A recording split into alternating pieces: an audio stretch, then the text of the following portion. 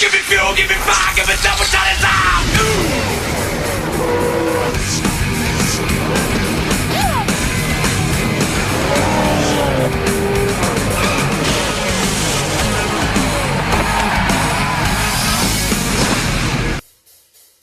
It's one of the most magnificent sights in sports, the tiny half-mile Bristol Motor Speedway in Tennessee.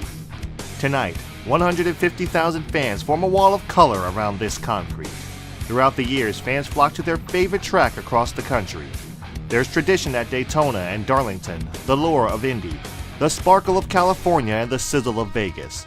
There's Charlotte, Phoenix, Richmond, and The Rock and the rest. Go to those tracks and you get to see one of 36 great races. Come to this track, and you get to see 36 races all in one. It's the Sharpie 500 here at Bristol Motor Speedway in prime time. Now, let's go trackside with MRN for the command and the starting lineup.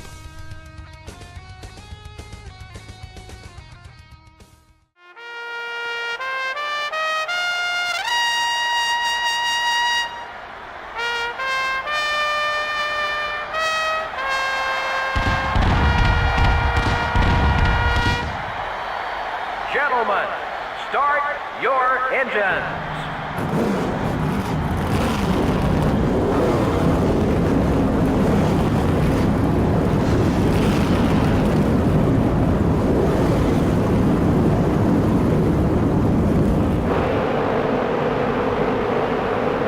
Let's see how they'll line up for the start. In the front row are the Sprint Dodge and the Hamelin Ford.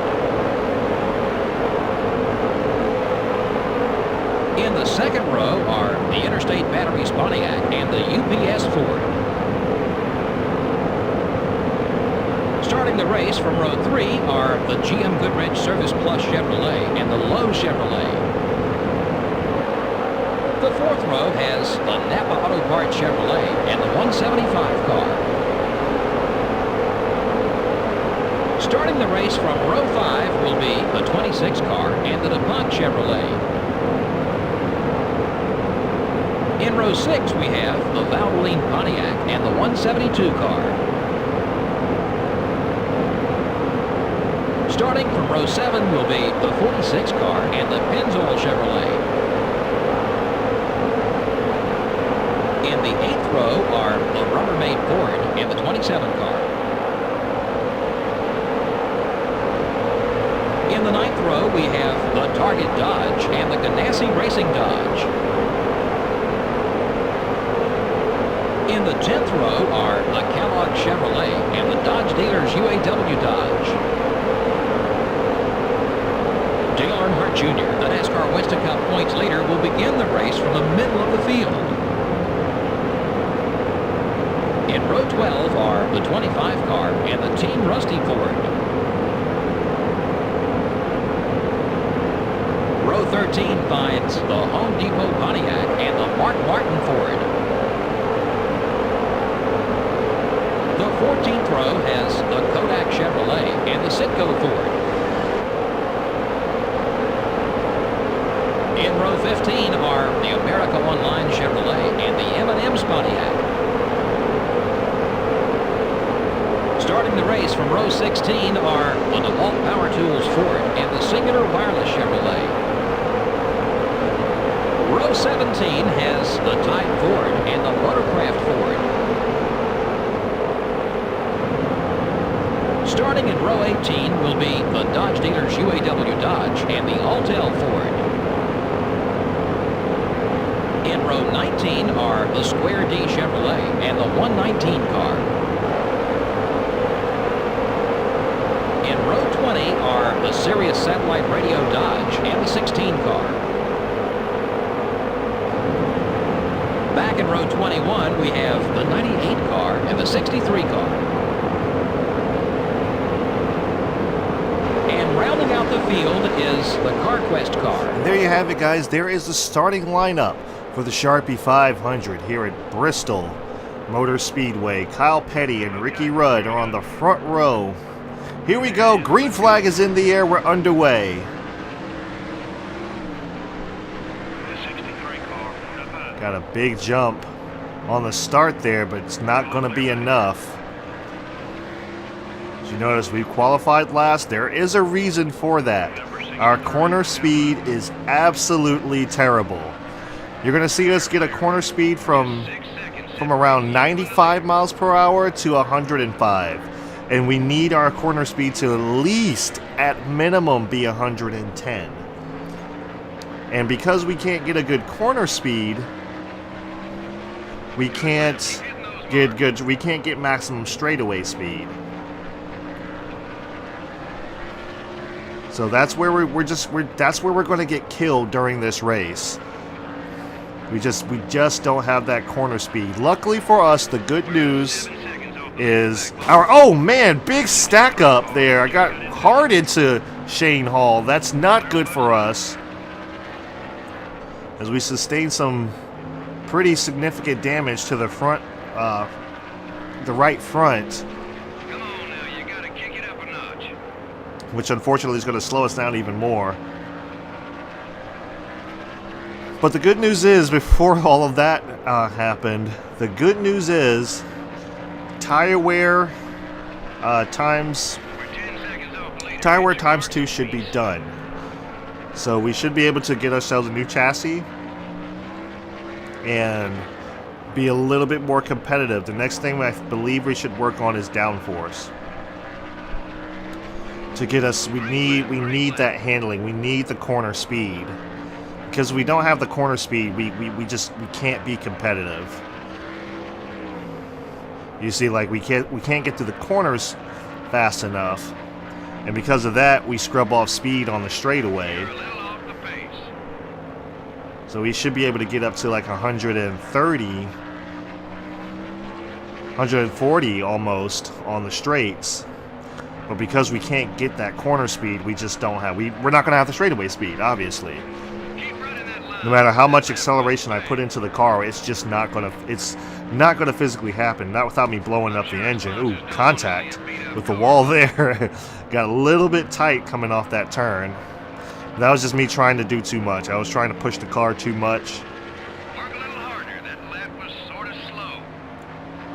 Now on the plus side, we're not as slow as we were. I have noticed improvements from last season. We're running about 16-second laps. You know, 16.4 is our best, but we're within a couple of tenths usually of the 16s. I think our first season we were like running 18-second laps. We were really slow, really off the pace. I mean, going like 2-3 laps down. And yeah, we're going to go laps down here, but like I said, the main issue here is not our engine power. We have the power, we just don't have the handling. And this is similar to what I was saying last week. Like, we have the power, we just don't have the handling. The corner speed is killing us. You see Kyle Petty is now out front. We're going to do our best to try to just protect the bottom, not let these guys get under us too much. Or, you know, Kyle Petty could just drive down the apron and drive around us. That could happen as well. So here's another problem. You see, like, how we push up the track? I gotta keep Carvick behind us. You see how we kind of push up the track a little bit in traffic? That's what downforce is going to help with. So if we get that downforce, working a little bit better for us, which should be soon. Like, Kevin Harvick was down the apron. He thought about dive bombing it, but yeah. See, we're running around 95. Try to get off the. We're holding them up pretty good. So if we started a little bit higher, we probably could hold off some positions. You know, fight to keep some positions. We could probably block a little bit and try to maintain and not lose too much. But because we just didn't qualify well, you know, we're like a second off the pace. And if you notice, most of like the qualifying times, most of them, maybe 90% of them, were in like the 15-second range, even if they were high 15s. boy. Had a little bit of trouble getting the car gathered up there. It's like I pushed up, got tight, got into Kevin Harvick. And I was trying to get off of him, so I was turning hard left. And then when it finally caught, I was really loose. I was fishtailing going into the turn that time. Jimmy Johnson running one of his alternate paint schemes. I believe that looked like his Looney Tunes paint scheme. I wasn't not sure. Look back at the beginning of the video for that. Pushed up the track a little bit there. That allowed Michael Waltrip to get by us. We're the only car one lap down as of right now. But that will change shortly. Pit stops coming. Pit stops are happening already. Got a few cars coming down pit road. Michael Waltrip's now coming down pit road.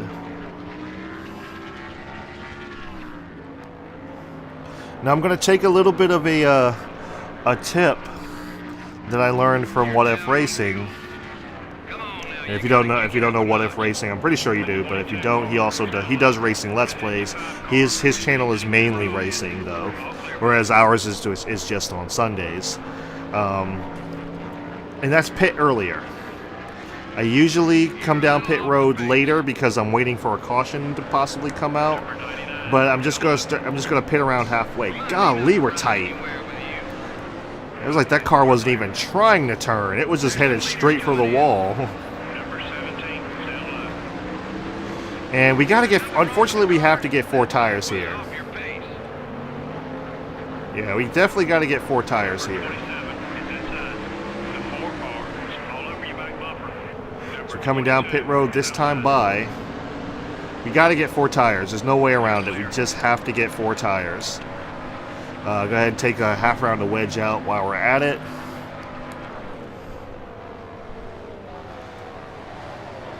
Try to get that damage fixed on the right front. And that's the damage from earlier in the race. Plus, our hitting the wall a couple of times, but.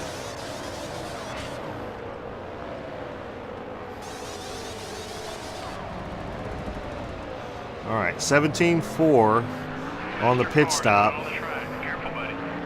That's not bad, but you see, What If always pits early? And what I have noticed is that he loses less spots when he does that.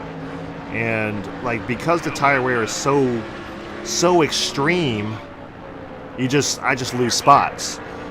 So I lose time the more I stay out. So, and it's truthfully that, remember how I was saying it seems a little bit weird that we lose that many spots? There is a kind of it is unnatural to lose that many spots. Even if I go down and take 2 tires, I still lose at least 10 to 15 spots on the track. Oh boy. Contact with Ron Hornaday. Ron Hornaday battling for Rookie of the Year. I got to show you that later on. But it's very unnatural how fast you lose time on the track. Oh boy, contact with Ward Burton. Trying to muscle him back down. I'm trying not to go more than 1 lap down. I don't want to do that. I'm 2 laps down right now, but that's because I haven't got my second lap. I haven't gotten the second lap back yet. I should hear shortly. Lead cars are coming. Yeah, leader came down pit road this time by. He stayed out for quite some time, but yeah, you lose way too much time. Contact behind us with the number 4 car. No caution. Everyone keeps it going, but yeah, it was a big wreck behind us. That stacked up the field quite a bit. It was Matt Kenseth. Boy, Matt Kenseth down on the apron. He gets loose. Yeah, it's one thing you can't really do. You can't get down the apron and get into somebody. You'll just spin yourself out. But as I was saying, before all of that madness happened,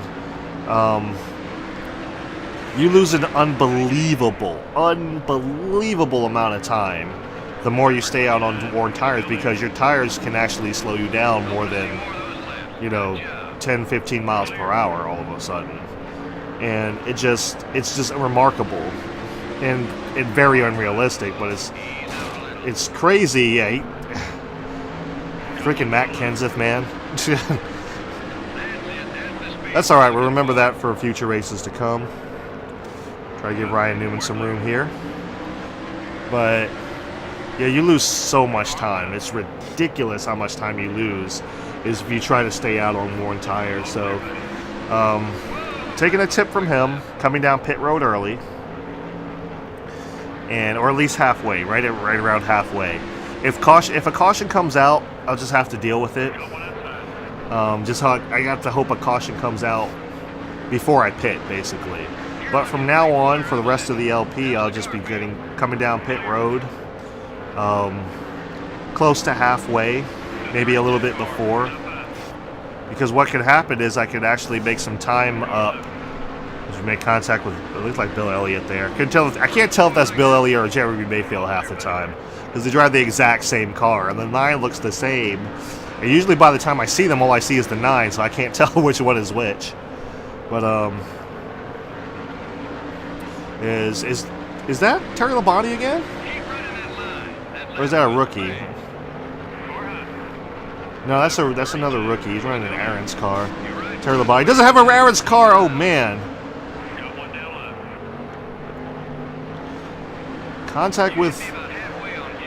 Big contact with Ricky Craven there. It's like Ricky Craven got into the wall a little bit. Got into our right rear. That turned us into the wall. We're going to suffer some damage because of that. Nobody's fault. Just, like I said, there's not a lot of room here, and there's a lot of hard racing that goes on. But as I said, for the rest of the LP, I'll just be pitting halfway or less, because I know I have the efficiency and I have the durability enough to make it, you know, a good while, a lot of laps on fuel. I have really good fuel mileage, so even if I pit before halfway, I know I can make it. So we're racing really, really hard here. Like I said, if we were a little bit higher up, we can defend these positions. Even if we have to like do some rubbing and beating and banging, we can still defend positions. And we're just getting killed on the corner speed. Oh boy, Casey Kane tried to take a swipe at us. And that's the thing, as long as I keep them down on the apron, if they do that, they wind up spinning themselves out. Of course, you know, they get me at the right angle. They can actually, like Kenseth did, they can get me up the racetrack. Unfortunately, he almost wrecked me because of that, but that's fine. I think Kenny Schrader got into the wall there. He drops in line behind Casey Kane.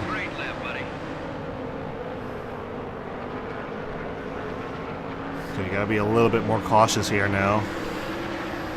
Yeah, we just don't have that. I want so bad to have the corner speed because I really, really like Bristol. This was the first track I won at on this game. White flag is out, 1 to go for the leader.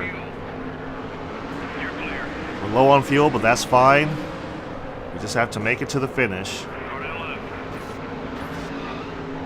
Trying to keep these guys behind us. I don't want the leader to catch us. Okay, now the leader can catch us, and it's fine.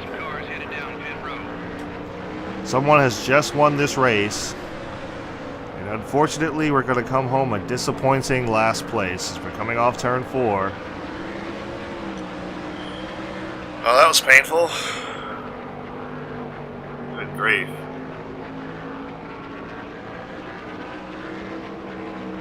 The race came down to the wire with a very close finish. Wow, you know, you're right. That was an incredible finish to an even more incredible race. This NASCAR Winston Cup Series is so exciting to watch. The 83 car would like to have finished a lot better, I'm sure. I hate it for those guys, too. They were so positive about their chances to win this morning, but then they just had a bad race. It happens. We're out of time tonight. Thanks for joining us. We'll see you next time. Have a great night. Not sure what he meant about positive about our chances to win, but yeah, let's just go ahead and give you the race results there. This was a painful race, but anyway. Ricky Rudd is your race winner. He wins the Sharpie 500 here at Bristol Motor Speedway. Kevin Harvick comes in second, Bobby Labonte in third, Dale Jarrett comes in fourth, fifth is Michael Waltrip, sixth is Scott Wimmer, seventh is Jeff Gordon, eighth is Johnny Benson, ninth is Kurt Busch, and rounding out the top 10 is Terry Labonte. So here are the rest of the race results. Dale Earnhardt Jr. finishes 11th, so he loses some points to Dale Jarrett in the points battle, but I'm not sure how many he'll lose there. Ron Hornaday, Rookie of the Year, finishes 19th. And winner's purse 189K, 114 minutes 12 seconds time of race, average speed of 113 miles per hour thereabouts, and a margin of victory 0.16 seconds, with 6 lead changes throughout everything. And there we are, bringing up the rear in last place. Yeah. Alright guys, so here are the point standings. As you can see, we are still in the 22nd spot. Johnny Benson's pretty much got 21st locked up. Unfortunately, we couldn't maintain the top 20 in points. Michael Waltrip moves himself into the top 20. Jimmy Spencer solidifies himself. Well, not really, because, I mean, he solidifies himself in the top 20, but Michael Waltrip's not that far behind him. Let's go ahead and give you the points standings from the up top. Dale Jarrett has now inherited the points lead after his top 5 finish at Bristol today. Dale Earnhardt Jr. falls to second. He is now 7 points behind, so this is a close battle between those two. Jeff Gordon and Mark Martin round out the top 4. Let's go ahead and look at the awards for the week. Pole award goes to Kyle Petty. He also led the most laps of the race. Does surprise me. In this particular game, he does tend to run well at the short tracks, especially Bristol. Jeff Green moved up the most spots of the race. Jeff Gordon had the fastest lap of the race. Ron Hornaday was the rookie of the race. And move of the race, most time pass goes to Jeff Gordon. And actually, let's look at the Rookie of the Year standings. Ron Hornaday is running away with this Rookie of the Year. He's pretty much got it locked up. You have Jeff Rivers, Jay Moore, Andrew Hicks, I think that's Todd Sullivan, Scott Brewer. I don't know who this driver is. BJ Vaught, Carl Spicer, Kevin Patterson, Jay Killen, Donnie Clark, Mark Jacobs, J.G. Williams, Alexander Clark, and Donnie Wolf. And Mike Brown, Donnie, I think that's Donnie Nichols. Yeah, it's Donnie Nichols and Donnie Wolf, I believe. And Alexander Smith, where's got a lot of rookies racing this particular year. So that's kind of interesting. A lot of them, Mike Misiak, but a lot of rookies racing this season. So, but yeah, Ron Hornaday's got it completely locked up. Pole awards. I'm actually leading in polls. Which is ironic. We're actually leading in polls. I believe like they definitely came from Daytona and Talladega, but there was the one poll at Pocono, so that was odd. I didn't expect to get a poll at Pocono. Unfortunately, due to some unknown reason. Here's a No Bull 5. No one won at Daytona. No top 5s because we definitely didn't get a top 5 at Lowe's. But yeah, No Bull 5. No. So the top 5 for this race will go into Richmond for $1 million bonus, and the top 5 at Richmond will go into Talladega. So we are in the No Bull 5 contender for Richmond. Hopefully we can get something good there. Maybe get us a little bonus money that time around. Chevy leads the most laps, but Ford's not that far behind. And lap champions, I saw this earlier, we're actually 4th in terms of lap champions. We've led quite a few laps this season, but as usual, Jeff Gordon is the man to beat in terms of laps led. So, which makes it funny, like I'm surprised he's not farther up in the points. But, you know, like I said, you gotta have those good finishes, and those help out a lot. So, yeah, good news. We do have tire wear ×2 now. So hopefully we get some better corner speed from that. I believe the next one we're going to go for is downforce, and that'll hopefully get us some better corner speed as well, because corner speed killed us here, as you can see. And I said it earlier on in the race, corner speed was going to kill us here. Bristol is a track, you need the corner speed, you need the handling, and I didn't have it. So we're going to get that, so next Bristol we don't suffer like that. Darlington, speed, handling is kind of hand in hand. We have the speed, and we have corner entry or corner speed in turn 4, I believe, but turn 1 not so much. So Darlington should be interesting. We do tend to finish well there, so that should be an interesting race. We'll try to figure out a throwback scheme that I can kind of make for Darlington, but obviously you're very limited in this game to what you can do. So yeah, I figured it was going to be one of those races where I pulled up the rear, and that's what happened. There's not much I can do there. Not much I can do. So I just need the handling. I need to upgrade the handling of the car. I was too focused on speed. That's my fault. I was too focused on speed earlier on, and instead of should have been focusing more on handling, or equally on handling. So now I'm trying to play catch up. So, but yeah, there's always next season, and we can go from there. And we still have Darlington next week. Like I said, we do really well there. That's what I'm hoping for. We get a good finish there. And, oh, sorry, not next weekend. Next weekend is off. So the weekend after next will be Darlington. So it should be fun. Should be fun. Should be a good race. Hoping for a good, at least top 20 finish there. I think we can manage that. I think that's what we did last time. So I think we can manage a good top 20 there again. But yeah, guys, thank you guys for watching. Thank you guys for the support. Definitely needed after races when you have races like this. And, yeah, that's all I can really say about it. It's just one of those days. Anyway, guys, thank you so much for watching. If you like these races, I do them every Sunday following the NASCAR weekend. No race next weekend, so the race will be the following weekend in September. And I will see you at Darlington.